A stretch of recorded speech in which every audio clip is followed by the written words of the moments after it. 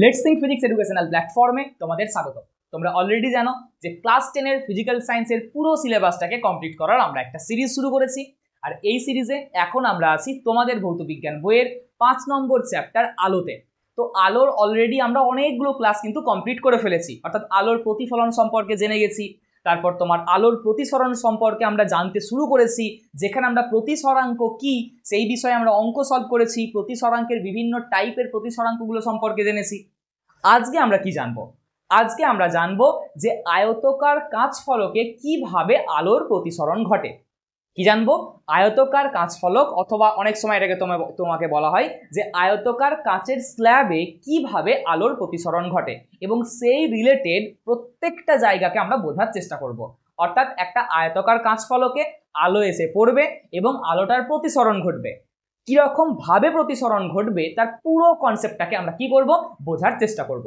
ঠিক আছে, এবার প্রশ্ন হচ্ছে যে আমরা তো আয়তকার কাঁচ ফলকে আলোর প্রতিসরণ সম্পর্কে জানতে চাইছি, তাহলে আমাদের আগে এটা জানতে হবে যে আয়তকার কাঁচ ফলক দেখতে কেমন হয়।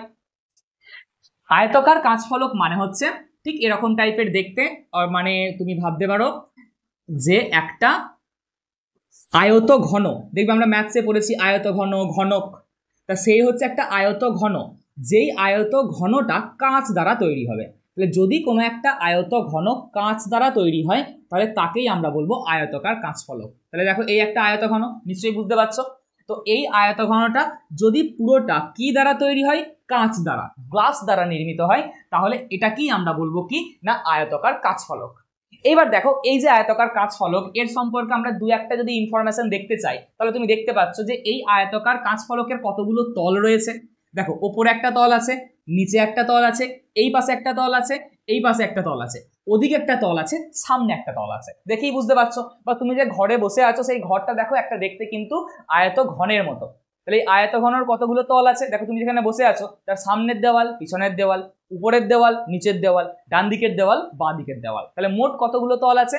6টা তল আছে। ঠিক সেই রকমই যদি আমরা একটা আয়তকার কাঁচ ফলক দেখি, তো আয়তকার কাঁচ ফলক তো দেখতে এরকম টাইপের, তাহলে এর মোট তল কতগুলো আছে? এর মোট তল কতগুলো আছে না, এর মোট তল সংখ্যা হচ্ছে 6টা। ওপর নিচ, এদিক ওদিক, ভিতরের দিকটাতে, বাইরের দিকটাতে, তাহলে টোটাল তল সংখ্যা হচ্ছে 6টা। ঠিক আছে, এইবার এই আয়তকার কাঁচ ফলকের আমরা দুটো বিপরীত তলকে কল্পনা করব। দুটো বিপরীত তল মানে কোনটা? ধরো তুমি যদি এই তলটাকে কল্পনা করো, বুঝতে পারছো কোন তলটা? আচ্ছা, এই তলটাকে যদি আমরা কল্পনা করি তাহলে ঠিক এর বিপরীত তল মানে এই তলটা। তাহলে আমরা এরকম দুটো বিপরীত তলকে কি করব, কল্পনা করব। একদম উপরের তলটাকে ধরো কল্পনা করলাম, একদম নিচের তলটাকে কল্পনা করলাম। এইবার এই ওপরের তলে কোনো একটা ধরো আলোক রশ্মি এসে পড়লো এইভাবে, ওপরের তলে কোনো একটা আলোক রশ্মি এসে এইভাবে পড়লো। ঠিক আছে, এবার সেই আলোক রশ্মিটা ওপরের তলে যদি এসে পড়ে তাহলে ঠিক তার বিপরীত তল দিয়ে বাইরে বেরিয়ে যায়, ঠিক তার বিপরীত তল দিয়ে কি হয়ে যাবে, বাইরে বেরিয়ে যাবে।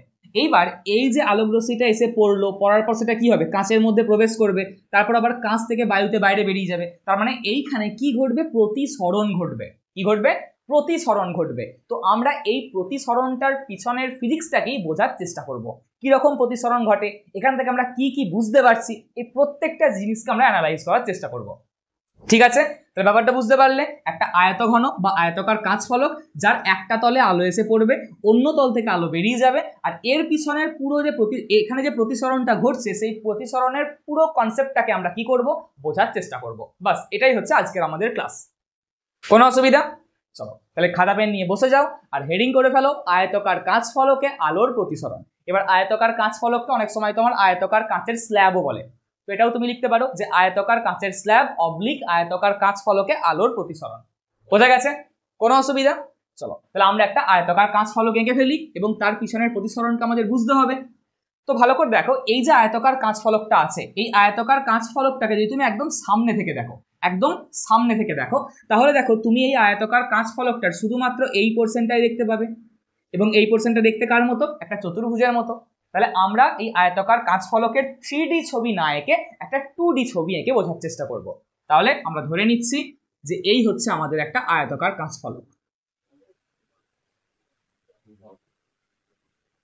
একদম সুন্দর করে তোমরা স্কেল দিয়ে পেন্সিল দিয়ে ছবিটাকে আঁকবে, কারণ তোমাদের পরীক্ষায় কিন্তু এই ছবিটাও আসতে পারে যে আয়তাকার কাঁচ ফলকে আলোর প্রতিসরণ কেমন ঘটে তার একটি চিত্র অঙ্কন করো।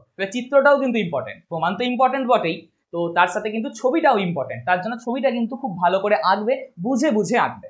ঠিক আছে, তাহলে এটা হচ্ছে কাঁচ ফলকের একটা 3D ছবি, এটা কি আমি 2D ছবি আঁকলাম। অর্থাৎ কাঁচ ফলকটাকে যদি আমি সামনে থেকে দেখি একদম, তাহলে কি না এর পিছনটা আমরা বুঝতে পারবো না, আমার দেখে মনে হবে কি এটা একটা চতুর্ভুজ, যার কিন্তু এদিকে একটা তল আছে, অর্থাৎ ওপরে একটা তল আছে, নিচে একটা তল আছে। ঠিক আছে, চলো মুছে দিই এটা একটা। তাহলে আমরা একটা আয়তাকার কাঁচ ফলক কল্পনা করে নিয়েছি, যেই কাঁচ ফলকটা দেখতে কেমন, একটা সামনে থেকে দেখছি, তো তার জন্য এটাকে চতুর্ভুজের মতো লাগছে। তো নাম দিয়ে দিই আয়তাকার কাঁচ ফলকটার পি কিউ আর এস। চলো এটাকে আর দেওয়া উচিত, ম্যাথসের নিয়ম অনুযায়ী এটাকে আর দিতে হবে, এটাকে এস দিতে হবে। চলো তাহলে পি কিউ আর এস কি না একটা আয়তাকার কাঁচ ফলক, যার ভালো করে দেখবে এই আয়তাকার কাঁচ ফলকটা কি দ্বারা নির্মিত। এই পুরো আয়তাকার কাঁচ ফলকটা কাঁচ দ্বারা নির্মিত, কাঁচ মানে হচ্ছে গ্লাস দ্বারা নির্মিত। এই আয়তাকার কাঁচ ফলকটার উপরে কি আছে, সাধারণত আমরা বায়ুতে বাস করি, আমরা কোথায় বাস করি, আমরা তো স্থলে বাস করি, তাহলে অবশ্যই কিছু নেই মানে আমরা ধরে নেবো বায়ু আছে। তাহলে এই আয়তাকার কাঁচ ফলকটার উপরে কি আছে, বায়ু আছে। আবার আয়তাকার কাঁচ ফলকের নিচে কি আছে, বায়ু আছে। এটা আমরা ধরে নিচ্ছি যে একটা আয়তাকার কাঁচ ফলক, যেই কাঁচ ফলকটা কি দ্বারা নির্মিত, কাঁচ দ্বারা নির্মিত। আয়তাকার কাঁচ ফলকের উপরে কি আছে, বায়ু। আয়তাকার কাঁচ ফলকের নিচে কি আছে, বায়ু। ঠিক আছে, এবার দেখো কোনো একটা আলোক রশ্মি কি হবে, প্রথম পি কিউ তলে এসে পড়বে, পি কিউ তলে এসে পড়বে। এবার যখনই পি কিউ তলে কোনো একটা আলোক রশ্মি এসে পড়বে, সেই রশ্মিটা এই এসআর তল দিয়ে বাইরে বেরিয়ে যাবে।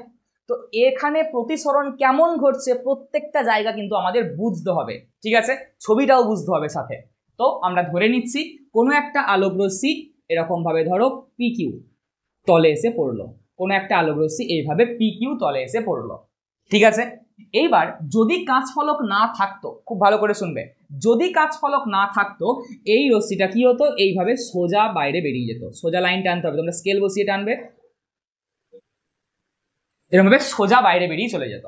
যদি কি না থাকতো, যদি কাঁচ ফলকটা না থাকতো, তাহলে আলোক রশ্মিটা এরকম ভাবে সোজা বেরিয়ে চলে যেত। কিন্তু কাঁচ ফলকটা থাকার জন্য দেখো এই বিন্দুতে এসে কি ঘটবে, প্রতিসরণ ঘটবে। কেন প্রতিসরণ ঘটবে, বাইরে আছে বায়ু, ভেতরে আছে কি, কাঁচ। তাহলে আলোক রশ্মি বায়ু থেকে কাঁচ মাধ্যমে প্রবেশ করছে কোথায়, পি কিউ তলে। তাহলে পি কিউ তলে মাধ্যম চেঞ্জ হচ্ছে মানে এখানে প্রতিসরণ ঘটবে। আর আমরা জানি যদি প্রতিসরণ ঘটে তাহলে আলোক রশ্মি কি হয়ে যাবে, বেঁকে যাবে। আলোক রশ্মি কি হয়ে যাবে, বেঁকে যাবে। কোন দিকে বেঁকে যাবে সেটা বোঝার জন্য আমাকে আগে অভিলম্ব টানতে হবে। তাহলে আমি কি করলাম, এই যে আপতন বিন্দু এখানে আমরা টানলাম যেটা, সেটা হচ্ছে অভিলম্ব। তাহলে ধরো এইটা হচ্ছে আমাদের অভিলম্ব, টেনে নিলাম অভিলম্বটা। ঠিক আছে, এইবার আলোক রশ্মিটা কোন দিকে বেঁকে যাবে একটু বলার চেষ্টা করো।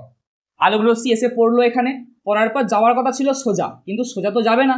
আমরা জানি প্রতিসরণ ঘটলে আলোক রশ্মি বেঁকে যায়। কোন দিকে বেঁকে যায়, হয় সেটা অভিলম্বের দিকে বেঁকে যায় অথবা অভিলম্ব থেকে দূরে সরে যায়। কোন দিকে বাঁকবে সেটা ডিপেন্ড করছে আলোক রশ্মি কোন মাধ্যম থেকে কোন মাধ্যমে আসছে।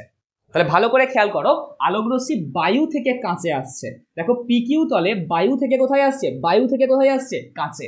তাহলে বায়ু থেকে কাঁচ মানে লঘু থেকে ঘনতে আসছে। আর লঘু মাধ্যম থেকে ঘন মাধ্যমে যদি আলোক রশ্মি আসে, তাহলে আলোক রশ্মি অভিলম্বের দিকে সরে যায়। কার দিকে সরে যায়, অভিলম্বের দিকে সরে যায়। তাহলে আলোক রশ্মিটি এইভাবে সোজা না গিয়ে এরকম ভাবে বেঁকে যাবে। দেখো বুঝতে পারলে, আলোক রশ্মি কি হয়ে গেল, বেঁকে গেল। বেঁকে গিয়ে পড়লো কোথায়, ঠিক তার বিপরীত তল এসআর তলে। এই মাঝে দেখো আর কোথাও প্রতিসরণ ঘটছে না, কারণ মাঝে তো পুরোটাই কাঁচই আছে, তো এখানে আর কোথাও প্রতিসরণ ঘটবে না। আবার প্রতিসরণ ঘটবে কোন তলে, ঠিক এই বিন্দুটাতে আবার প্রতিসরণ ঘটবে। কোন বিন্দুটাতে, এই বিন্দুটাতে। কেন প্রতিসরণ ঘটবে, কারণ আমরা জানি প্রতিসরণ তখনই ঘটে যখন মাধ্যমের চেঞ্জ হয়। তাহলে এই বিন্দুতে এই বিন্দুটার আগে আলোক রশ্মি ছিল কাঁচ মাধ্যমে, এই বিন্দুটার পর রয়ে গেছে কি, বায়ু মাধ্যম। তাহলে আবার মাধ্যমের চেঞ্জ হচ্ছে মানে আবার প্রতিসরণ ঘটবে। আবার যদি প্রতিসরণ ঘটে তাহলে আবার রশ্মিটা বেঁকে যাবে। কোন দিকে বাঁকবে সেটা বোঝার জন্য আমাকে আবার টানতে হবে অভিলম্ব। তাহলে আমি এখানে কি করলাম, আবার একটা সুন্দর করে অভিলম্ব টেনে ফেললাম। ঠিক আছে, চলো অভিলম্বকে করলাম, টেনে দিলাম। এইবার রশ্মিটা কোন দিকে যাবে, ভালো করে শুনবা। রশ্মিটা কোন দিকে যাবে, এখানে রশ্মিটা দেখো কাঁচ থেকে বায়ু মাধ্যমে আসছে, তার মানে ঘন মাধ্যম থেকে লঘু মাধ্যমে আসছে। এই তলে কি হয়েছিল, লঘু থেকে ঘনতে এসেছিল, কারণ বায়ু থেকে কাছে এসেছিল। কিন্তু এই তলে কি হচ্ছে, যখন প্রতিসরণ ঘটছে তখন রশ্মিটা কাঁচ থেকে বায়ুতে যাচ্ছে, অর্থাৎ লঘু মাধ্যম থেকে ঘন মাধ্যমে যাচ্ছে। লঘু মাধ্যম থেকে ঘন মাধ্যমে গেলে কি হয়, ভুল বললাম, 1 মিনিট। তো এই তলে কি হচ্ছে, আলোক রশ্মি কাঁচ মাধ্যম থেকে বায়ু মাধ্যমে যাচ্ছে, অর্থাৎ কাঁচ থেকে বায়ু মানে ঘন মাধ্যম থেকে লঘু মাধ্যমে যাচ্ছে। আর ঘন মাধ্যম থেকে লঘু মাধ্যমে আলোক রশ্মি গেলে কি হয়, আমরা জানি অভিলম্ব থেকে দূরে সরে যায়। তার মানে রশ্মিটা এই সোজা বাইরে বেরোবে না, রশ্মিটা কি হয়ে যাবে, অভিলম্ব থেকে দূরে সরে যাবে, অভিলম্ব থেকে দূরে সরে যাবে। শুনবে, এবার যখন অভিলম্ব থেকে দূরে সরে যাবে, রশ্মিটা এমনভাবেই দূরে সরে যাবে যেন যে রশ্মিটা বাইরে বেরোচ্ছে, খুব ভালো করে দেখবে, যেই রশ্মিটা বাইরে বেরোলো মানে এই রশ্মিটা বাইরে বেরোলো, এই রশ্মিটা যে রশ্মিটা এসে পড়েছে তার যেন সমান্তরাল হয়। কি হয়, তার সমান্তরাল হয়, অর্থাৎ এই রশ্মিটার সমান্তরাল ভাবে বাইরে বেরোবে। এবার তুমি বলবে কেন সমান্তরাল ভাবে বেরোবে, তো এটাকে আমরা প্রমাণ করব। ছবিটা তো আমরা প্রথমে আঁকছি, প্রমাণটা আমরা শেষে জানবো। তো শেষে গিয়ে আমরা দেখতে পাবো যে এই রশ্মিটার সাথে এই রশ্মিটা কি হবে, সমান্তরাল হবে। কি হবে, সমান্তরাল হবে। ক্লিয়ার জায়গাটা? তো সেই জন্য আমি আগে থেকে বলে দিলাম তোমরা ছবিটা সেই মতো করে আঁকবে। বুঝতে পারলে? তাহলে কি হলো, পি কিউ আর এস একটা কাঁচ ফলক, যার পি কিউ এবং এস আর তলে প্রতিসরণ ঘটেছে। তো পি কিউ তলে আলোক রশ্মি এসে পড়েছে। এবার যেহেতু বায়ু মাধ্যম থেকে কাঁচে প্রবেশ করছে, তাই তার যাওয়ার কথা যেদিকে সেদিকে না গিয়ে অভিলম্বের দিকে সরে এলো, আবার গিয়ে পড়লো এসআর তলে। এসআর তলে কাঁচ থেকে বায়ু মাধ্যমে যাচ্ছে, মানে ঘন থেকে লঘুতে যাচ্ছে, তাই যাওয়ার কথা সোজা, এই সোজা না গিয়ে অভিলম্ব থেকে দূরে সরে গেল। রশ্মিটা এমনভাবেই বাইরে বেরোবে, এই রশ্মিটা এসে কাঁচ ফলকে পড়েছে, এই রশ্মিটা দেখো বাইরে বেরিয়ে গেছে। তো যে রশ্মিটা কাঁচ ফলকে এসে পড়বে আর ফাইনালি যে রশ্মিটা কাঁচ ফলক থেকে বাইরে বেরোবে, এরা কিন্তু একে অপরের কি হবে, সমান্তরাল হবে। কি হবে, সমান্তরাল হবে। কি করে জানলাম, আমরা এটা জানবো, যেহেতু তোমরা ছবিটা আঁকবে তার জন্য আমি বলে দিলাম যে ছবিটাকে সেই মতো আঁকো। ঠিক আছে, কোনো অসুবিধা? এবার এখানে আমরা প্রতিসরণ কিভাবে ঘটছে তার ছবি আঁকলাম। এবার এর পিছনের পুরো ফিজিক্সটাকে বোঝার চেষ্টা করব। কোনো অসুবিধা? চলো, তার জন্য আমাকে লিখতে হবে একটু। তাহলে আমরা কি লিখবো, তাহলে আমরা কি ধরে নিয়েছি, যা ছবি এঁকেছি তাই লিখবো। পি কিউ আর এস একটা আয়তাকার কাঁচ ফলক। তাহলে লিখে ফেলি একটু, তোমরাও লিখতে শুরু করে দাও। পি কিউ আর এস একটি আয়তাকার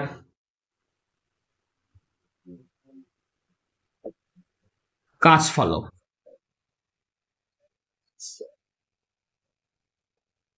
ঠিক আছে, যার কোথায় কোথায় প্রতিসরণ ঘটছে, দেখো যার পি কিউ আর এস আর এই দুটো তলে আলোর প্রতিসরণ ঘটছে।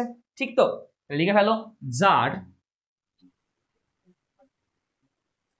পি কিউ এবং এস আর তলে আলোর প্রতিসরণ ঘটে। আলোর প্রতিসরণ ঘটে। এইবার পি কিউ তলে আপাতন কোণ কোনটা, আমাদের এইগুলোকে বুঝতে হবে একটু একটু করে। পি কিউ তলে আপাতন কোণ কোনটা, দেখো আপাতন কোণ কাকে বলে, এটা হচ্ছে আপতিত রশ্মি, এটা হচ্ছে অভিলম্ব। তাহলে আপতিত রশ্মি অভিলম্বের সঙ্গে যে কোণ করে তাকে আমরা বলি আপাতন কোণ। তাহলে পি কিউ তলে আপাতন কোণ কোনটা, এই কোণটা, যাকে আমরা লিখবো কি দিয়ে, I1 দিয়ে। কি দিয়ে, I1 দিয়ে। তাহলে পি কিউ তলে আপাতন কোণ হচ্ছে এই কোণটা, কি নাম, I1। প্রতিসরণ কোণ কোনটা, পি কিউ তলে প্রতিসরণ কোণ কোনটা, পি কিউ তলে প্রতিসৃত রশ্মি হচ্ছে এইটা, অভিলম্ব হচ্ছে এইটা। তাহলে প্রতিসৃত রশ্মি অভিলম্বের সঙ্গে যে কোণ করে, অর্থাৎ এই কোণটা, এই কোণটা হচ্ছে প্রতিসরণ কোণ। লিখবো কি দিয়ে, R1 দিয়ে। বোঝা গেছে ব্যাপারটা? তাহলে এটা আমরা লিখে ফেলি যে পি কিউ তলে আপাতন কোণ কোনটা, I1, এবং প্রতিসরণ কোণ R2। ঠিক তো, ছবির দিকে দেখে বলবে প্রতিসরণ কোণ হচ্ছে কি না, R2। তাহলে পি কিউ তলে, এই পি কিউ তলে প্রতিসরণ ঘটেছে, তো আপাতন কোণ হচ্ছে I1, প্রতিসরণ কোণ হচ্ছে R2। বোঝা গেছে? আমরা এখানে স্নেলের সূত্রকে অ্যাপ্লাই করব। কি করব, স্নেলের সূত্রকে অ্যাপ্লাই করব। তাহলে স্নেলের সূত্র থেকে কি লেখা যায়, তাহলে অতএব স্নেলের সূত্রানুযায়ী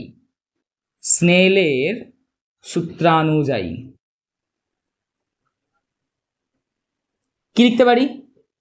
স্নেলের সূত্রানুযায়ী আমরা কি লিখতে পারি? আমরা জানি কি আপাতন কোণের সাইন এবং প্রতিসরণ কোণের সাইনের যদি অনুপাত নেই তাহলে সেটা প্রতিসরাঙ্ককে বোঝাবে। কাকে বোঝাবে? প্রতিসরাঙ্ককে বোঝাবে। তাহলে আমরা কি লিখতে পারি? প্রতিসরাঙ্ক মিউ সমান কি লেখা যাবে? সাইন আই 1 বাই সাইন আর 1 লিখতে পারি। আপাতন কোণ I1, প্রতিসরণ কোণ R1, তাহলে তাদের সাইন নিয়ে অনুপাত বার করলাম। সেটা ইন্ডিকেট করবে কাকে? সেটা ইন্ডিকেট করবে মাধ্যমের প্রতিসরাঙ্ককে। কাকে ইন্ডিকেট করবে? মাধ্যমের প্রতিসরাঙ্ককে। এইবার যদি তুমি প্রিভিয়াস ক্লাসটা দেখো তাহলে তুমি বুঝতে পারবে যে এই প্রতিসরাঙ্কটা কার প্রতিসরাঙ্ক? প্রতিসরাঙ্কটা হচ্ছে কিন্তু কাঁচের প্রতিসরাঙ্ক। কার সাপেক্ষে? বায়ুর সাপেক্ষে, কারণ বায়ু থেকে কাঁচে আসছে। আর আমরা জানি দ্বিতীয় মাধ্যমের প্রতিসরাঙ্ক হয় প্রথম মাধ্যম সাপেক্ষে। তাহলে প্রতিসরাঙ্কটা কার প্রতিসরাঙ্ক? এই যে sign I1 by sine R1 যদি আমি করি তাহলে আমি যে ভ্যালুটা পাবো এই ভ্যালুটা কার? প্রতিসরাঙ্ক। কিন্তু কার প্রতিসরাঙ্ক? প্রথম মাধ্যম সাপেক্ষে দ্বিতীয় মাধ্যমের প্রতিসরাঙ্ক হয়। তাহলে প্রথম মাধ্যম বায়ু, দ্বিতীয় মাধ্যম কাঁচ, কারণ আলোক রশ্মি বায়ু থেকে কাঁচে আসছে। পিকিউ তলে আলোক রশ্মি বায়ু থেকে কাঁচে আসছে। তাহলে কার প্রতিসরাঙ্ক? কাঁচের প্রতিসরাঙ্ক। কার সাপেক্ষে? বায়ুর সাপেক্ষে। তাহলে আমরা লিখতে পারি এ আর মিউ জি। পারি তো? একদম। তাহলে এটাকে দিয়ে দিলাম ক নম্বর সমীকরণ? 1 নম্বর সমীকরণ। কোনো সমস্যা নেই। এবার চলে এসো এসআর তলে। কোন তলে? এসআর তলে। তাহলে পিকিউ তলের গল্প আমাদের হয়ে গেল। এবার আমরা চলে আসবো এসআর তলে। এসআর তলে, এসআর তলে আপাতন কোণ কোনটা? এসআর তলে দেখো যে রশ্মিটা এসে পড়ছে সেটা হচ্ছে এই রশ্মিটা। অভিলম্ব কোনটা? এইটা অভিলম্ব। তাহলে আপতিত রশ্মি অভিলম্বের সঙ্গে যে কোণ করে, মানে এই কোণটা হচ্ছে আমার কি কোণ? আপাতন কোণ। কি কোণ? আপাতন কোণ। ঠিক তো? এইবার আপাতন কোণকে হিসাব অনুযায়ী আমার এটাকে কি দিয়ে লেখা উচিত? I2 দিয়ে লেখা উচিত। কিন্তু আমরা লিখবো কি দিয়ে? আমরা লিখবো R2 দিয়ে। এবার তুমি বলবে কেন? এই যে কোণটা, এই কোণটাকে লিখবো কি দিয়ে? আমরা R2 দিয়ে। এই যে কোণটা, ভালো করে ছবির দিকে, এই কোণটাকে লিখবো আমরা কি দিয়ে? R2 দিয়ে। এসআর তলে আপতিত রশ্মি কোণটা? এইটা। অভিলম্ব কোণটা? এইটা। তাহলে আপতিত রশ্মি অভিলম্বের সঙ্গে যে কোণ করে তাকে আপাতন কোণ বলে। এবার আপাতন কোণকে তো I দিয়ে লেখার কথা, তাহলে এটা I2 লেখা উচিত ছিল, কিন্তু আমরা লিখবো কি দিয়ে? R2 দিয়ে। কেন লিখবো? কারণটা হচ্ছে যত লেখকরা বই লিখেছেন তারা সবাই একটা কি বলবো, একটা কি বলবো তোমাকে, মানে এভাবেই লেখেন যে যদি কাঁচ মাধ্যমে একটা কোণকে আমরা আর দিয়ে রিপ্রেজেন্ট করি তাহলে কাঁচ মাধ্যমে অন্য কোণগুলোকেও আমরা আর দিয়েই রিপ্রেজেন্ট করব। দেখো এই কাঁচ মাধ্যমের মধ্যে একটা কোণকে আমি দেখো R1 দিয়েছি, তার জন্য এই কোণটা, এটা আপাতন কোণ আমি জানি এটা আপাতন কোণই, কিন্তু এই আপাতন কোণটাকে I2 দিয়ে না লিখে আমি R2 দিয়ে লিখবো। কেন? কারণ এই কোণটা তো কাঁচ মাধ্যমের মধ্যেই আছে, তার জন্য একটা নির্দিষ্ট মাধ্যমে আমরা কোণকে একই সিম্বল দিয়ে লিখব। যেহেতু এই কাঁচ মাধ্যমের মধ্যে একটা কোণকে R1 দিয়েছি তার জন্য আর একটা কোণকে R2ই লিখবো। আমি জানবো যে এই R2 কোণটা আপাতন কোণ, কিন্তু লিখবো R2 দিয়ে। আমরা জানবো যে এই কোণটা আপাতন কোণ, কিন্তু লেখা উচিত I2, কিন্তু আমরা লিখবো R2 দিয়ে। এটাই ব্যাপার, তুমি লিখছো R2 দিয়ে, আর কিছু না, কিন্তু কনসেপ্টটা একই। তাহলে এসআর তলে আপাতন কোণ কত? চলো, এসআর তলে আপাতন কোণ কত? এসআর তলে আপতিত রশ্মি অভিলম্বের সঙ্গে যে কোণ করেছে তাকেই বলবো আপাতন কোণ। তাহলে এসআর তলে আপাতন কোণ কত? R2। আমরা লিখছি R2, খেয়াল রাখবে R2 কিন্তু প্রতিসরণ কোণ না। R2টা কি কোণ? R2টা হচ্ছে এসআর তলে আপাতন কোণ। ক্লিয়ার? চলো, এবং প্রতিসরণ কোণ কি? এসআর তলে প্রতিসরণ কোণ কোনটা? এসআর তলে প্রতিসরণ কোণ কোনটা হচ্ছে? এসআর তলে প্রতিসরণ কোণ, তাকাও এসআর তল, তাহলে এসআর তলে এটা হচ্ছে প্রতিসৃত রশ্মি বাইরে বেরিয়ে যাচ্ছে, এটা অভিলম্ব, তাহলে এই কোণটা হচ্ছে কি কোণ? প্রতিসরণ কোণ। লিখবো কি দিয়ে? প্রতিসরণ কোণ। এটাকে যেহেতু R2 দিয়েছি এটাকে লিখবো কি দিয়ে? I2 দিয়ে। কি দিয়ে? I2 দিয়ে। তাহলে দেখো একটা জিনিস যেটা হয়ে গেল এখানে, সেটা হচ্ছে কাঁচ মাধ্যমে দুটো কোণকেই R দিয়ে রিপ্রেজেন্ট করা হয়ে গেল, আর বায়ু মাধ্যমের দুটো কোণকেই কিন্তু I দিয়ে রিপ্রেজেন্ট করা হয়ে গেল। তারপরে আমরা নোটেশনটাকে ফলো করলাম। এই নোটেশন দিয়েই কিন্তু লেখকরা বই লেখেন বা অন্য সবাই এইভাবেই প্রমাণটা করে এসেছে। তো তুমি এটাকে I2 দিতেই পারো, এটাকে R2 দিতেই পারো, সমস্যা কিছু নাই, কিন্তু এভাবে দিয়ে আসা হয়েছে বলে আমরা এই রুলটাকে ফলো করছি। ঠিক আছে, চলো তাহলে কি বললাম না, এসআর তলে আপাতন কোণ হয়ে গেল এটা, প্রতিসরণ কোণ হলো এটা, তাহলে প্রতিসরণ কোণ হচ্ছে কোনটা? I2। আবার করব কি? স্নেলদার সূত্র ইউজ করব। কার? স্নেলদা। তো আমরা বিজ্ঞানীর নামের পাশে যদি দা একটা জুড়ে দিই তাহলে একটা মজার ব্যাপার হয়। কি হয় বলছি, দাঁড়াও এটা লিখে নেই। স্নেলের সূত্রানুযায়ী, স্নেলের সূত্রানুযায়ী।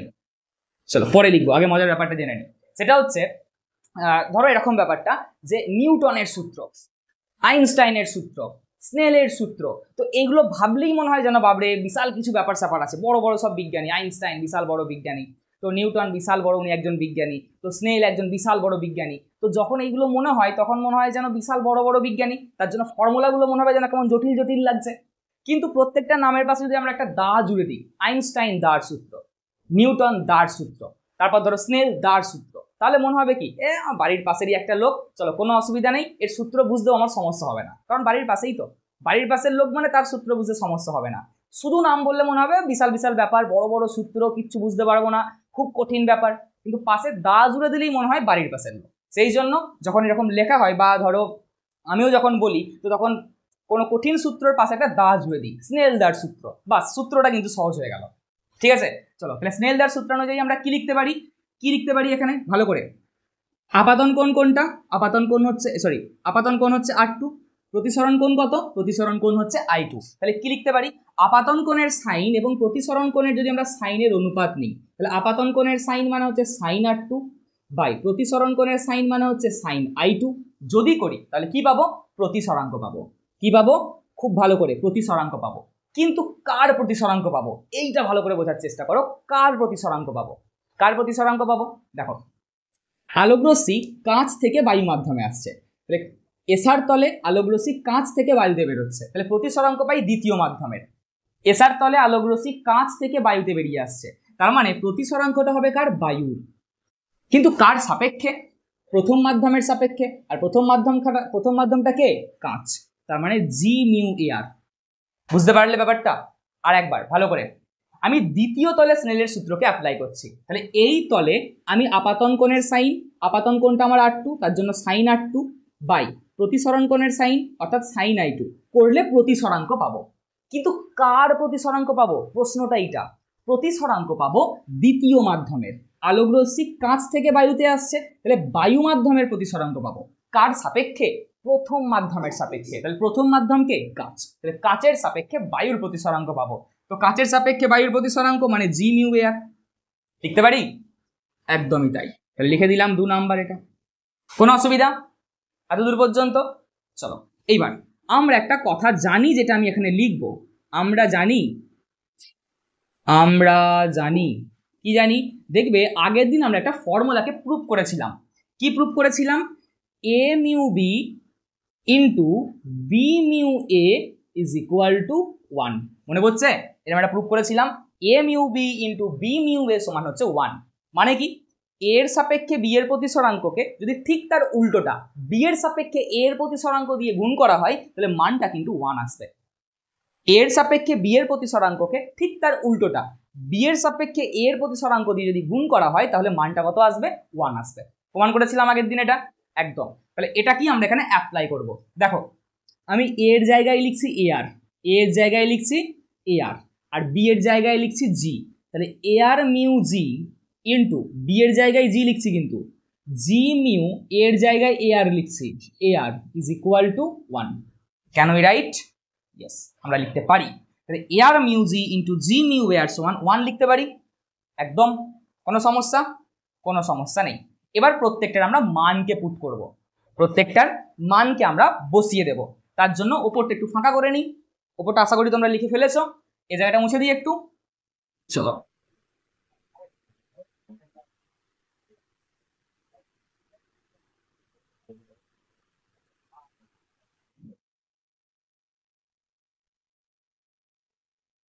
কি লিখতে পারি, এআর মিউ জি এর জায়গায় মান বসাবো। এই যে 1 নাম্বার সমীকরণে দেখো অলরেডি আমরা মান পেয়ে গেছি, এআর মিউ জি সমান sign I1 by sine R1, অনেক কষ্ট করে বার করেছি, তো মানটা বসিয়ে দিলাম। তাহলে মানটা বসালে কত পাবো, sine I1 by sine R1 গণিতক জি মিউ এআর, এর মানও আমরা কষ্ট করে বার করেছি, sign R2 by sine I2। তাহলে বসিয়ে দাও, সাইন কত R2 বাই সাইন I2 সমান কত, 1 লিখতে পারি, একদমই পারি, কোনো অসুবিধা নেই। জাস্ট মানগুলোকে পুট করলাম, 1 নাম্বার আর 2 নাম্বার সমীকরণে যে মানগুলো পেয়েছিলাম সেগুলোকে এই ইকুয়েশনটাতে পুট করলাম, পুট করে একদম উপরে লিখে দিয়েছি। কত না sin i1 by sin r1 into sin r2 by sin i2 equal to 1। এইবার একটা মজার জিনিস দেখো ছবির দিকে ভালো করে, এই কোণটা আর এই কোণটা একে অপরের সমান দেখে মনে হচ্ছে, একে অপরের সমান মনে হচ্ছে, r1 আর r2 সমান। চলো আগে লিখি তারপর বলবো হ্যাঁ সমান। আবার কি দেখতে পাচ্ছি ছবি অনুযায়ী r1 ইকুয়াল টু r2। ভালো করে দেখো r1 আর r2 কোনটা সমান, কারণ এটা আর এটা, এটাও হচ্ছে অভিলম্ব এটাও হচ্ছে অভিলম্ব, তাহলে দুটো অভিলম্ব একে অপরের সমান্তরাল। আর এই রশ্মিটা হচ্ছে ছেদক, তাহলে দেখো এটা জেড বালা কোণ তৈরি করেছে। কি বালা? জেড বালা। এই দেখো এটা জেড বালা কোণ তৈরি করেছে, দেখতে পাচ্ছ? আর জেড বালা কোণকে আমরা কি কোণ বলি? একান্তর কোণ বলি। তাহলে r1 r2 একান্তর কোণ, তার জন্য r1 আর r2 কিন্তু সমান, তাহলে এরা হচ্ছে কি কোণ? একান্তর কোণ। তাহলে আমি r2 জায়গায় r1 বসাতে পারি, যদি r1 সমান r2 হয় তাহলে এই উপরে r2 জায়গায় r1 বসাতে পারি। তাহলে যদি বসিয়ে দিই তাহলে কি আসছে? sin i1 by sin r1 গণিতক r2 জায়গায় r1 বসাচ্ছি, কারণ r2 সমান r1, sin r1 by sin i2 equal to 1 লিখতে পারি। যেই লিখে ফেললাম সাথে সাথে sin r1 দুদিক থেকে ক্যান্সেল হয়ে গেল। কি হয়ে গেল? ক্যান্সেল হয়ে গেল। তাহলে আমরা কি লিখতে পারি এরপরে আমরা লিখতেই পারি, তাকাবে এদিকে, sin i1 equal to, sin i2টা নিচে আছে তো ওই পাশে পাঠিয়ে দিলে sin i2টা 1 এর সাথে গুণ হয়ে যাবে, 1 ইন্টু sin i2 মানে হয়ে যাবে কত? sin i2। sin i1 সমান sin i2। এতদূর পর্যন্ত তো আমরা লিখতে পারলাম। এরপরে কি হবে তার জন্য আমাকে নিচেটা মুছতে হবে, আবার মুছে দিই। চলো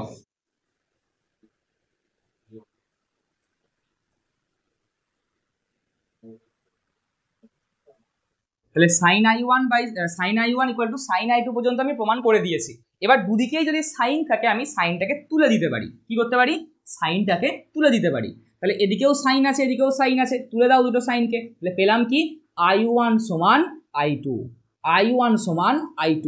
আর এটা যখনই পেলাম আমরা এর পিছনের পুরো ফিজিক্সটাকে এই জায়গাটা থেকে ব্যাখ্যা করতে পারবো। এইটা i1 সমান i2। i1 কি i2 কি একটু দেখে নেওয়া যাক। i1 কি? i1 মানে হচ্ছে যে কোণে এসে পড়েছে রশ্মিটা। i2টা কি? যে কোণে রশ্মিটা বাইরে বেরিয়ে গেছে, ফাইনালি যে কোণে বাইরে বেরিয়ে গেছে। তো যে কোণে এসে রশ্মিটা পড়েছে তাকে আমরা কি কোণ বলি? তাকে আমরা বলি আপাতন কোণ। কি কোণ বলি? আপাতন কোণ। আর ফাইনালি যে কোণে বাইরে বেরিয়ে গেছে তাকে আমরা কি বলবো? নির্গমন কোণ। অবশ্যই i2টা হচ্ছে দ্বিতীয় তলে প্রতিসরণ কোণ, এটা নিয়ে কোনো ডাউট নেই, কিন্তু ফাইনালি তো i2 কোণেই বাইরে বেরোচ্ছে। তো আমরা যখনই এ ধরনের জিনিস পাবো যে দুবার প্রতিসরণ ঘটছে, তখনই ফাইনালি যে কোণে বাইরে বেরোবে তাকে আমরা বলবো নির্গমন কোণ। অর্থাৎ যে রশ্মিটা বাইরে বেরোচ্ছে সেই রশ্মিটা ফাইনালি যে কোণে বাইরে বেরোচ্ছে তাকে আমরা বলবো নির্গমন কোণ। আর একটা নাম আর কি, এটা এরকম ভাবতে পারো, কি নাম? নির্গমন কোণ। তাহলে আমরা যখনই i1 সমান i2 প্রুভ করলাম, সাথে সাথে আমি বলতে পারি যে এই i1 সমান i2 মানে কি? এই i1 সমান i2 কথাটার অর্থ কি? আপাতন কোণের মান যা নির্গমন কোণের মান তাই। খুব ভালো করে বুঝবে, আপাতন কোণের মান যা নির্গমন কোণের মান তাই। তো এই লাইনটা থেকে আমি বুঝতে পারছি i1 সমান i2 মানে হচ্ছে রশ্মিটার আপাতন কোণের মান যা, অর্থাৎ যে কোণে এসে রশ্মিটা কাঁচফলকে পড়েছে, সমান নির্গমন কোণ মানে সেই একই কোণে রশ্মিটা বাইরে বেরিয়ে যাচ্ছে। খুব ভালো করে জায়গাটাকে বুঝবে, যেখানে কিন্তু আপাতন কোণ সমান নির্গমন কোণ হচ্ছে, অর্থাৎ রশ্মিটা যে কোণে এলো সেই কোণেই বাইরে বেরিয়ে গেল, রশ্মিটা যে কোণে এসে পড়লো সে কোণেই বাইরে বেরিয়ে গেল। কোনো ডাউট এত দূর পর্যন্ত? তাহলে কাঁচফলকে, আয়তকার কাঁচফলকে যখন আলোর প্রতিসরণ ঘটে তার পুরো পিছনের ফিজিক্সটাকে বোঝার পর আমি ফাইনাল আউটপুট যেটা পেলাম সেটা হচ্ছে এখানে আপাতন কোণ আর নির্গমন কোণ সমান হয়, মানে রশ্মি যে কোণে এসে পড়ে সে কোণেই বাইরে বেরিয়ে যায়। 10 ডিগ্রি কোণে এসে পড়লে 10 ডিগ্রি কোণে বেরিয়ে যাবে, 15 ডিগ্রি কোণে এসে পড়লে 15 ডিগ্রি কোণে বেরিয়ে যাবে, 20 ডিগ্রি কোণে এসে পড়লে 20 ডিগ্রি কোণে বেরিয়ে যাবে। তো এবার এখান থেকে আমি আর কি কি বুঝতে পারছি এইটা আমাদের বুঝতে হবে। ঠিক আছে, চলো এটাকে আমরা নোট বলে লিখে রাখবো। এই যে জায়গাটা আমরা এবার বুঝবো সেটাকে আমরা নোট বলে লিখে রাখবো। আচ্ছা ধরো আমি তোমাকে এরকম একটা কথা বলছি যে কোনো একটা রশ্মি 10 ডিগ্রি কোণে এসে পড়লো, 9 ডিগ্রি কোণে বেরিয়ে গেল। কি বললাম? 10 ডিগ্রি কোণে এসে পড়লো, 9 ডিগ্রি কোণে বেরিয়ে গেল। তাহলে রশ্মিটা কত ডিগ্রি বেঁকে গেল? 9 ডিগ্রি, 10 ডিগ্রি কোণে এসে পড়লো, 9 ডিগ্রি কোণে বেরিয়ে গেল। তাহলে রশ্মিটা কত ডিগ্রি বেঁকে গেল? 1 ডিগ্রি বেঁকে গেল। আবার ধরো এরকম বললাম কোনো একটা রশ্মি 20 ডিগ্রি কোণে এসে পড়লো আর 18 ডিগ্রি কোণে বেরিয়ে গেল। তাহলে কত ডিগ্রি বেঁকে গেল রশ্মিটা? 2 ডিগ্রি বেঁকে গেল। আবার ধরো কোনো একটা রশ্মি 15 ডিগ্রি কোণে এসে পড়লো, আবার ধরো 10 ডিগ্রি কোণে বেরিয়ে গেল। তাহলে কত ডিগ্রি বেঁকে গেল? 5 ডিগ্রি বেঁকে গেল। তার মানে এই কত ডিগ্রি বেঁকে গেল মানেই কি, রশ্মিটা যতটা বেঁকে যায় তাকে আমরা বলি কৌণিক চ্যুতি। তাহলে যদি 10 ডিগ্রি কোণে এসে পড়ে 9 ডিগ্রি কোণে বেরিয়ে যায় তাহলে কতটা বেঁকে গেছে? 1 ডিগ্রি। তাহলে আমরা বলতেই পারি কৌণিক চ্যুতি হচ্ছে কত? 1। কত? 1। ক্লিয়ার? এইবার ভালো করে শুনবা। কাঁচ ফলকের ক্ষেত্রে আপাতন কোণের মান যা নির্গমন কোণের মান তাই, মানে 10 ডিগ্রি কোণে এসে পড়লে 10 ডিগ্রি কোণেই বেরিয়ে যাচ্ছে, তাহলে কৌণিক চ্যুতি কত? যে কোণে এসে পড়লো সে কোণেই বাইরে বেরিয়ে গেল, তাহলে কৌণিক চ্যুতি কত? 0 ডিগ্রি হচ্ছে কি? একদমই তাই। যদি একই কোণে এসে পড়ে, 10 ডিগ্রি কোণে এসে পড়লো, 10 ডিগ্রি কোণে বেরিয়ে গেল, তাহলে কৌণিক চ্যুতি হচ্ছে কোথায়?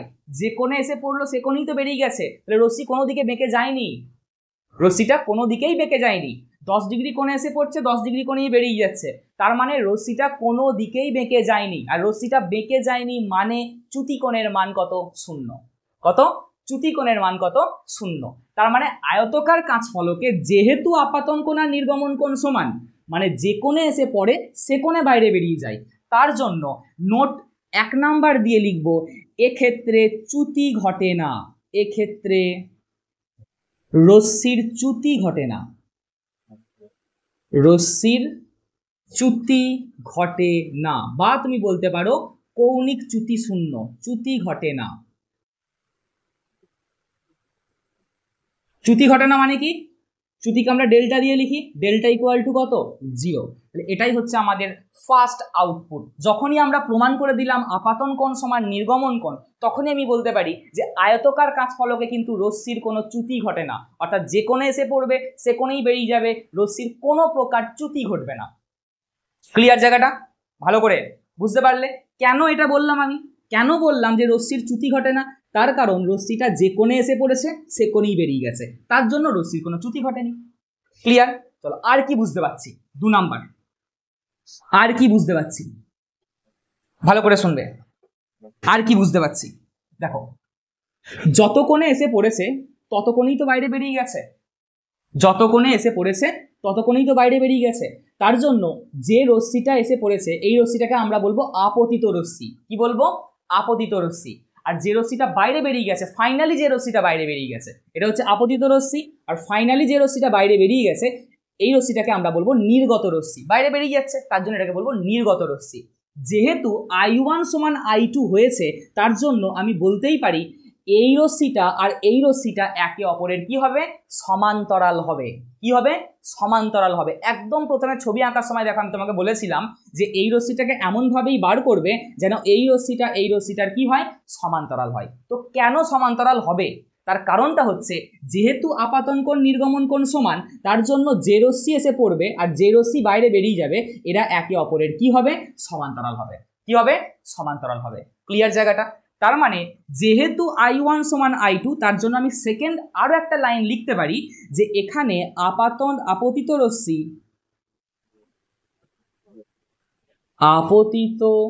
রশ্মি এবং নির্গত রশ্মি কি হয়? একে অপরের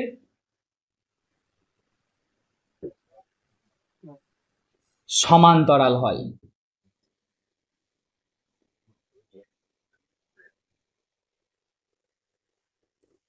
ক্লিয়ার? তাহলে আমি যখনই I1 সমান I2 কে প্রুভ করলাম, এই ডেটাটার ভিত্তিতে আমি এই দুটো কথা লিখতে পারি। যেহেতু I1 সমান I2 তাই রশ্মির কোনো চ্যুতি ঘটবে না। যেহেতু I1 সমান I2 তার জন্য আপতিত রশ্মি এবং নির্গত রশ্মি একে অপরের সমান্তরাল হবে। অর্থাৎ এই রশ্মিটা আর এই রশ্মিটা, দেখো এই দুটো রশ্মি কি হয়েছে? একে অপরের সমান্তরাল হয়েছে। বোঝা গেছে? কোনো অসুবিধা? তো ভালো করে ভাবো, তোমাকে যদি পরীক্ষা একটা প্রশ্ন দেয় যে দেখাও যে আয়তকার কাঁচ ফলকের রশ্মির কোনো চ্যুতি ঘটে না, ভালো করে শুনবে। কি বললো? দেখাও যে আয়তকার কাঁচ ফলকে আলোক রশ্মির কোনো চ্যুতি ঘটে না। তাহলে আমরা কি করব?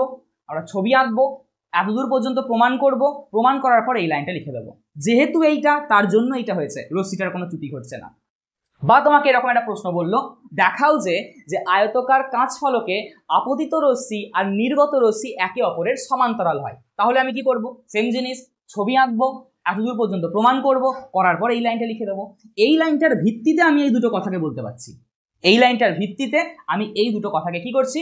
বলতে পারছি। বুঝতে পারলে? তাহলে তোমাকে পরীক্ষাতে এটাও প্রমাণ বলে যে প্রমাণ করে দেখাতে বলতে পারে, আবার এটাও প্রমাণ করে দেখাতে বলতে পারে। তাহলে যদি আমাদের এই দুটো প্রমাণ করে দেখাতে বলে, তাহলে আমরা এতদূর প্রমাণ করার পর ফাইনালি আনসারটা লিখে দেবো যে যেহেতু এটা তাই চ্যুতি ঘটে না, যেহেতু এটা তাই আপতিত রশ্মি আর নির্গত রশ্মি একে অপরের কি হয়? সমান্তরাল হয়। ক্লিয়ার? কোনো অসুবিধা? চলো এখানে আর একটা জায়গা আমরা দেখতে পাবো। দেখো ভালো করে ছবির দিকে তাকাও, রশ্মিটার যাওয়ার কথা কোন দিকে ছিল? রশ্মিটার যাওয়ার কথা ছিল এই দিক বরাবর, কিন্তু রশ্মিটা যাচ্ছে কোন দিকে?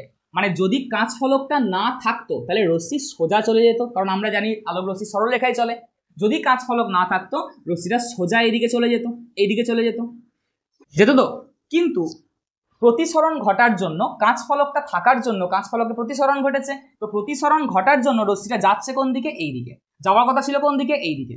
ভালো করে খেয়াল করো, রশ্মিটা যাওয়ার কথা ছিল এই দিক বরাবর, কিন্তু রশ্মিটা যাচ্ছে কোন দিকে? এই দিক বরাবর। তাহলে দেখো রশ্মিটা কি একটু সরে এসছে এদিকে? রশ্মিটা কি একটু সরে এসছে এদিকে? কার জন্য সরে এসেছে? কাঁচ ফলকে প্রতিসরণের জন্য। কাঁচ ফলক না থাকলে রশ্মিটা এইভাবে সোজা বাইরে বেরিয়ে চলে যেত। কাঁচ ফলক থাকার জন্য রশ্মিটা যাচ্ছে কোন দিকে? এই দিকে, এই দিক বরাবর যাচ্ছে। তাহলে রশ্মিটা দেখো কাঁচ ফলক থাকার জন্য একটু নিচের দিকে সরে এসেছে। এই সরে আসাটা কি আমরা ভালো ভাষায় বলি পার্শ্ব সরণ। কি বলি? পার্শ্ব সরণ।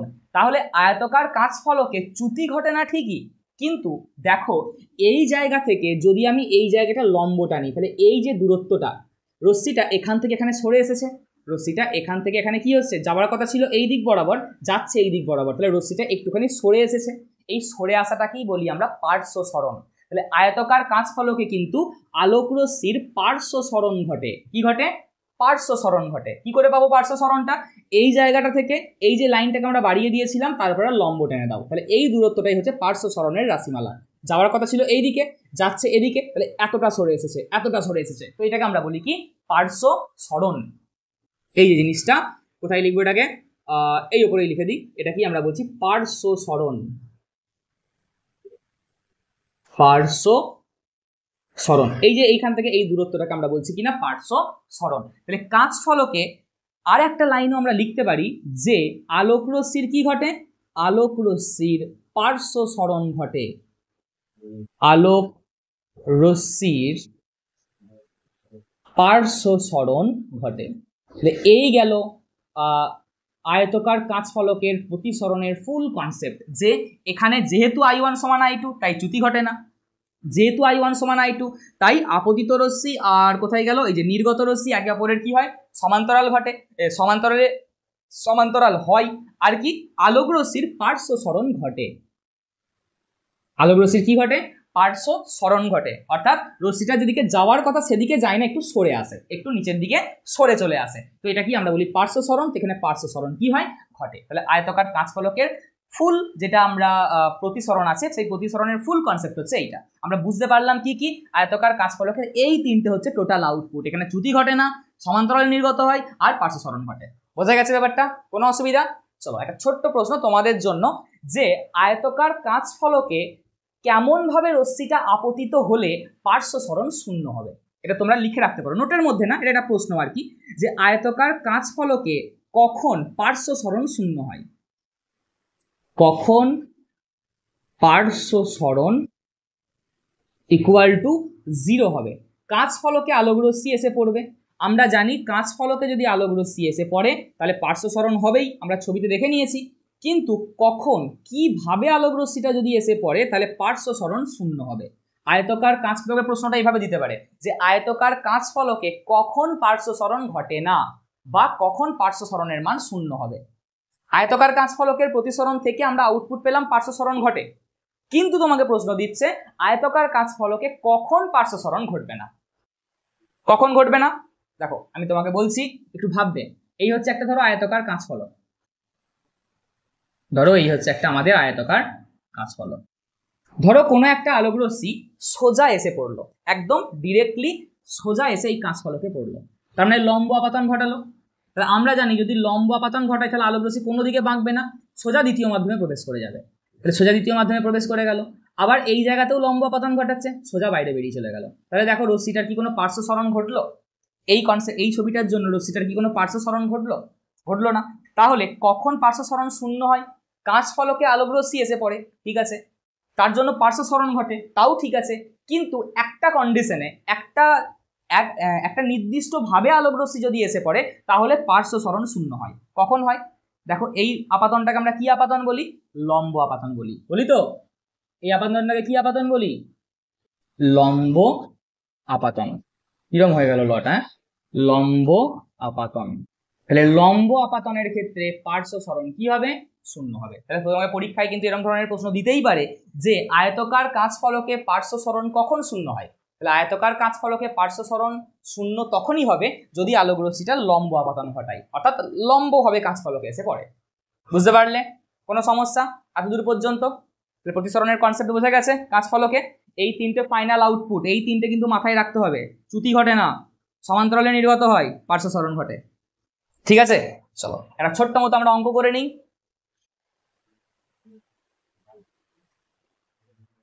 চলো দেখতেই পাচ্ছ প্রশ্নটা, যে আয়তকার কাঁচ ফলকে একটি রশ্মি 30 ডিগ্রি কোণে আপতিত হলো, নির্গমন কোণ কত, কৌণিক চ্যুতি কত? কি মনে হচ্ছে এই আবার কি প্রশ্ন? এই তো খুব সহজ প্রশ্ন। ঠিক আছে, করে ফেলো। ব্যাপারটা হচ্ছে এই ধরনের প্রশ্ন হয়তো মাধ্যমিকে আমাদের আসবে না, কিন্তু যখনই আমি কোনো একটা কনসেপ্ট পড়ার পর সেখান থেকে দু একটা অঙ্ক সলভ করে ফেলবো, তো আমার কাছে কি হবে, ওই কনসেপ্টটা কিন্তু আরো স্ট্রং হয়ে যাবে। তার জন্য অঙ্ক করা মানে অঙ্ক আসবে এরকম ব্যাপার না। অঙ্ক করলে যেটা পড়লাম, যেটা বুঝলাম, সেই বোঝাটা আরো ভালো বুঝতে পারবো, সেই কনসেপ্টটা আরো বেশি স্ট্রং হবে। ঠিক আছে, চলো করে ফেলো নিজে নিজে, 2 লাইনে আনসার হয়ে যাবে। কি বলে দিয়েছে? একটি আয়তকার কাঁচ ফলকে একটি রশ্মি 30 ডিগ্রি কোণে আপতিত হলো। তাহলে 30 ডিগ্রি কোণে আপতিত হলো মানে কি? এটা আপাতন কোণ বলে দিয়েছে। আপাতন কোণকে আমরা কি দিয়ে লিখি? I1 দিয়ে লিখি। তাহলে I1 এর মান হচ্ছে কত? 30 ডিগ্রি। কি বলেছে? নির্গমন কোণ কৌণিক চ্যুতি কত? তাহলে নির্গমন কোণ বার করতে বলছে 1 নাম্বার। কি বলছে? নির্গমন কোণ। আমরা জানি আয়তকার কাঁচ ফলক বলে দিয়েছে, তাহলে আয়তকার কাঁচ ফলকে আপতন কোণ আর নির্গমন কোণের মান সমান হয়। তাহলে নির্গমন কোণের মান কত হবে? নির্গমন কোণ মান হচ্ছে I2। তাহলে I2 কি হয়? I1 এর সাথে সমান হয়। তাহলে I2 সমান কত হবে? 30 ডিগ্রি। বোঝা গেছে? চলো 2 নাম্বার, কৌণিক চ্যুতি কত? তাহলে কৌণিক চ্যুতি ডেল্টা সমান কত হবে? না আমরা জানি যে আয়তকার কাঁচ ফলকে আপাতন কোণ আর নির্গমন কোণ যেহেতু সমান হয়, তার জন্য কৌণিক চ্যুতি কত হবে? কৌণিক চ্যুতি হবে কত? 0 ডিগ্রি, কারণ আয়তকার কাঁচ ফলকে কৌণিক চ্যুতি সমান, কারণ I1 আর I2 সমান হয়। বা তুমি এভাবে লিখতে পারো, 30 ডিগ্রি কোণে এসে পড়লো, 30 ডিগ্রি কোণেই বাইরে বেরিয়ে গেল, তো চ্যুতি কোণ কত হবে? 0 ডিগ্রি। বুঝতে পারলা? বেশ, কোনো সমস্যা এতদূর পর্যন্ত? কোনো সমস্যা? বুঝতে পেরেছো? বাস ঠিক আছে। তাহলে এই গেল গল্প, যে আয়তকার কাঁচ ফলকে এরকম ভাবে প্রতিসরণ হয়। আর এখান থেকে প্রশ্ন এলে এরকম তোমাকে দিতেই পারে হয়তো এমসিকিউ একটা, যে আয়তকার কাঁচ ফলকে আপতন কোণের মান 30 ডিগ্রি, প্রতিসরণ কোণ নির্গমন কোণের মান কত? তুমি বহুত সূত্র ভাবছো চারপাশে, যে এই কি সূত্র আছে, এই কি সূত্র আছে, এই কি সূত্র আছে। এখানে কোনো সূত্রই নেই, পুরোটাই হচ্ছে কনসেপ্ট, যে আয়তকার কাঁচ ফলকে আপতন কোণ এবং নির্গমন কোণের মান কি হবে? সমান হবে। তাহলে আপতন কোণ 30 ডিগ্রি, নির্গমন কোণ 30 ডিগ্রি, যে কোণে এসে পড়েছে সে কোণেই বেরিয়ে গেছে, তো চ্যুতি কোণ কত হবে? 30 - 30 = 0। বোঝা গেছে? চলো দেখা হবে আবার পরবর্তী ক্লাসে। আজকের মতো এটুকুই। পরের দিন আমরা যেটা করব সেটা যে প্রিজমের ক্ষেত্রে প্রতিসরণ কিরকম ভাবে ঘটে, এইটা আমরা বোঝার চেষ্টা করব। আজকে যেমন আয়তকার কাঁচ ফলকে আমরা প্রতিসরণ দেখলাম, পরের দিন দেখব প্রিজমে আলোর প্রতিসরণ। ঠিক আছে, তাহলে চলো দেখা হবে আবার পরবর্তী ক্লাসে। সুস্থ থাকো, ভালো থাকো।